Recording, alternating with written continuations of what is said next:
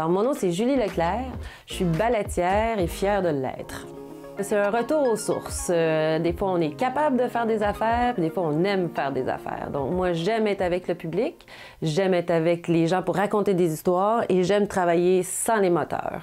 Donc, je travaille avec mes mains, avec des choses qui sentent bon et de partager mon patrimoine vivant parce que ça fait partie de ça et mon intérêt. Mon inspiration est venue de la côte ouest. Parce que j'habitais au Yukon, on devait arrêter à Vancouver. Il y avait une boutique, justement, qui est une entreprise familiale, où ils confectionnaient des balais de la même sorte et avec quelques variantes. Puis quand je suis revenue au Québec, après quelques années passées au Yukon, je me suis posé de grandes questions par rapport à ce que j'aimerais faire. Effectivement, les balais sont revenus en tête.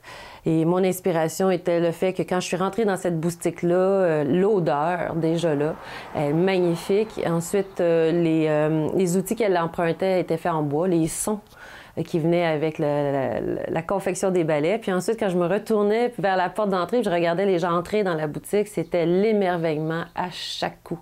Et je crois que l'humain a besoin d'être émerveillé. Mon inspiration vient de ce que ça déclenchait chez les êtres humains, finalement. Mes créations, j'adore les faire en co-création. Par exemple, derrière vous, vous avez une canne d'arrière-grand-père que je vais vous montrer. Voilà. Alors ça, c'est une canne d'arrière-grand-père que des filles ont retrouvée dans les greniers. Et les filles n'avaient pas envie que ça fasse juste partie du mobilier. Donc, ils m'ont demandé de monter un balai sur la canne pour qu'ils puissent toucher à la canne de l'arrière-grand-père. C'est les co-créations qui franchement, m'animent beaucoup. Et cette fibre-là vient du nord de l'Afrique. C'est Benjamin Franklin qui nous a amené ça en Amérique. Alors, les Africains, leur tradition puis leur culture par rapport à ça, c'est qu'ils disent que ça, c'est une personne avec tous ses brins de personnalité. Et que quand tu es toute seule dans la vie, tu as l'air de ça. Alors, c'est pourquoi c'est intéressant dans la vie de créer des liens, de tisser des liens, parce que c'est comme ça qu'on fait les balais, on les met tous un à côté de l'autre. Et puis, dans la vie, tu peux t'imaginer faire une introspection, puis peut-être avoir à défaire ton tressage pour élargir ton réseau social. Parce que finalement, quand tu as peu de liens, tu ramasses moins que quand tu as un grand réseau social.